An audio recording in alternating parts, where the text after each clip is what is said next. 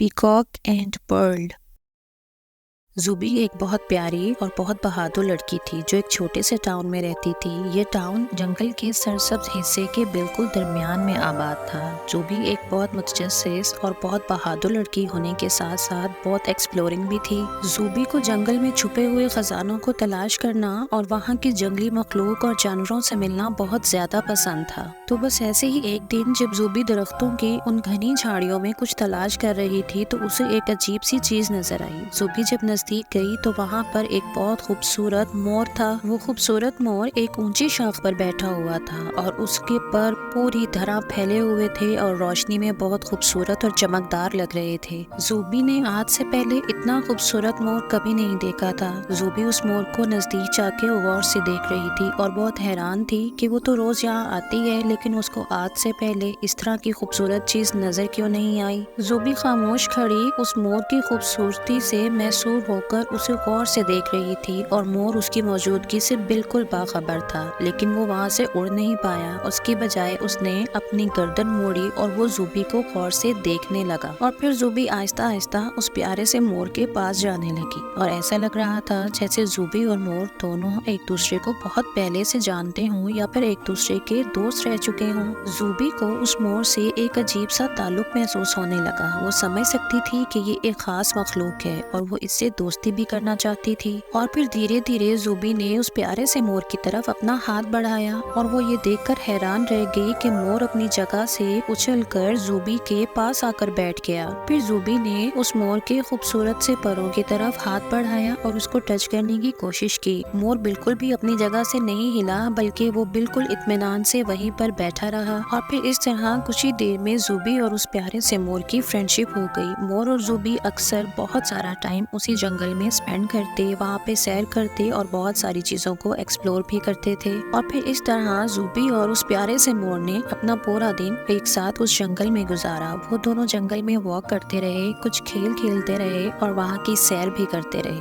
اور اب زوبی کو یہ لگنے لگا تھا کہ اس کو ایک انوسینٹ اور آنیسٹ فرینڈ مل گیا ہے اور زوبی بھی اس سے اپنی بہت ساری کہانیاں، بہت ساری باتیں شیئر کرنے لگی تھی۔ اور پھر اس طرح زوبی ہر روز جنگل میں اپنے اس مور دوست کو دیکھنے کے لیے جاتی تھی۔ مور ہمیشہ اس کا انتظار کرتا تھا اور وہ گھنٹوں اکٹھے جنگل کی سیر کرتے اور باتیں کرتے گزار دیتے تھے۔ اور پھر اسی طرح ایک دن جب زوبی جنگل میں معمول کے مطابق اپنے اس مور دوست کو ملنے کے لیے آئی تو وہ بہت اداس بیٹھی تھی اور بہت اپسیٹ لگ رہی تھی اور اپنے اس مور دوست کا انتظار کر رہی تھی۔ اور پھر جیسے ہی وہ مور زوبی سے ملنے کے لیے آیا تو اس نے زوبی کو بہت پریشان اور اپسیٹ دیکھا۔ اس نے زوبی سے پوچھا کہ کیا پرابلم ہے، کیا میں تمہاری کوئی ہیلپ کر سکتا ہوں؟ مجھے بتاؤ کہ تم اتنی پریشان کیوں ہو سکتا ہے کہ میں تمہاری پریشانی دور کرنے میں تمہاری مدد کر سکوں۔ زوبی نے اپنی پریشانی مور سے شیئر کرتے ہوئے مور کو بتایا کہ میری ایک پیاری سی دادی ہے جن سے میں بہت زیادہ پیار کرتی ہوں اور وہ بہت زیادہ بیمار ہیں۔ میں ان کی بیماری کی وجہ سے بہت زیادہ پریشان ہوں، کیا تم میری کچھ مدد کر سکتے ہو؟ مور زوبی کی یہ تمام باتیں بہت غور سے سنتا رہا اور جب اس نے تمام باتیں ختم کی تو مور نے اسے اپنے ساتھ جنگل کی گہرائی میں جانے کے لیے کہا۔ اور پھر اس طرح مور اور زوبی نے جنگل میں اپنا سفر سٹارٹ کیا۔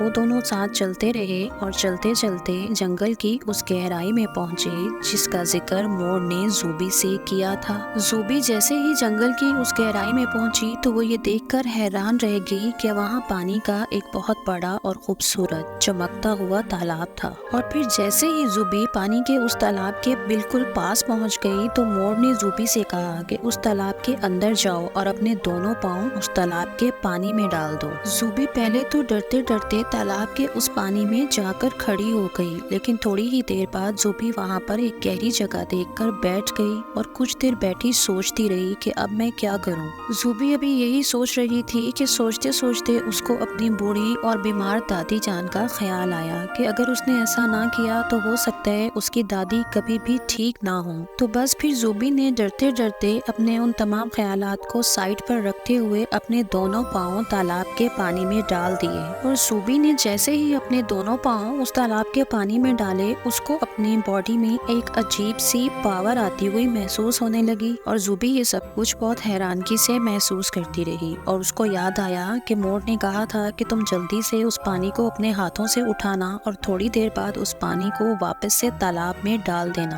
زوبی نے اپنے مور دوست کی باتوں پر عمل کرتے ہوئے پہلے تو اس تالاب کے پانی کو اپنے ہاتھ میں اٹھایا، اور زوبی نے جیسے ہی وہ تالاب کا پانی اپنے ہاتھوں میں اٹھایا اس کے ہاتھوں میں عجیب سی پاور آ گئی، اور پھر جیسے ہی زوبی نے وہ پانی واپس سے اس تالاب میں ڈالا تو وہ یہ دیکھ کے حیران رہ گئی کہ وہ پانی موتیوں کی شکل اختیار کر گیا، اور اس کے ہاتھ میں اب پانی کی جگہ ایک بہت خوبصورت پریشیس وائٹ کلر کا پرل تھا۔ زوبی اپنے ہاتھ میں پانی کی جگہ اس پرل کو دیکھ کے بہت زیادہ خوش بھی تھی لیکن بہت حیران بھی تھی کہ یہ تو ایک میجیکل تالاب تھا جہاں اس کے مور دوست نے اس کو بھیجا تھا، اور پھر زوبی کے دیکھتے ہی دیکھتے وہ پرل ایک خوبصورت نیکلس میں چینج ہو گیا۔ زوبی نے جلدی سے وہ نیکلس لیا اور وہ باقی کے پرل سمیٹے اور لے جا کر اپنی دادی جان کے سامنے رکھ دیے۔ دادی اس پرل کو دیکھ کر بہت زیادہ حیران تھی اور اس نے جلدی سے وہ نیکلس اپنی گلے میں پہن لیا۔ زوبی نے اپنے مور دوست کی یہ ساری کہانی اپنی دادی سے شیئر کی۔ دادی اس پرل کو دیکھ کے بہت زیادہ خوش تھیں اور روز اس پرل کو دیکھتی تھیں، اس نیکلس کو ہمیشہ اپنے گلے میں پہنے رکھتی تھیں، اور اسی طرح آہستہ آہستہ